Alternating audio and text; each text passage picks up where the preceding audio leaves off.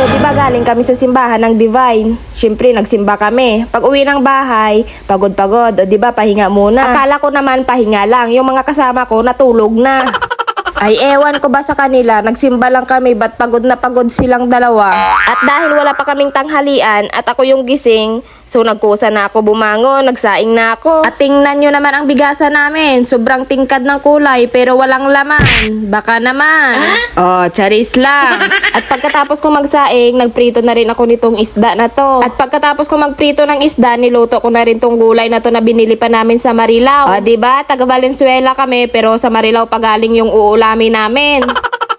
At fast forward, pagkaluto ng gulay, naghain na rin yung kasama ko. Ginising ko lang yan. Pero yung isa naming kasama, aba, tulog na tulog pa. Yung laway mo, pahiran mo. At ito, kumakain na kami. Nakikita nyo naman, di ba? At habang kumakain kami, magsha-shoutout muna ako. Dahil nga daw, vlogger na ako.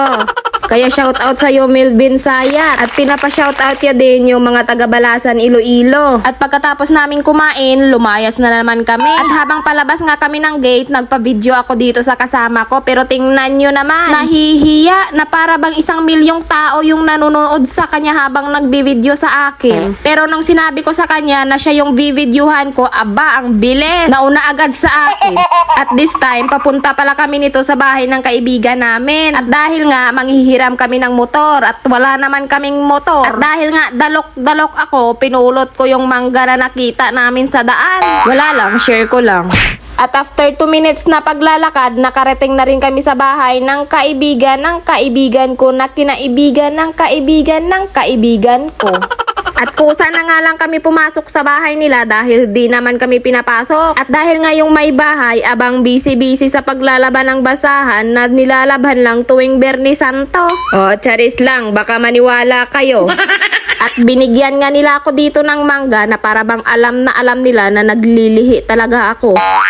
At pagkatapos maglaban ng may bahay ng mga basahan na yon, aba, nagtipon-tipon kaming apat na para bang may emergency meeting.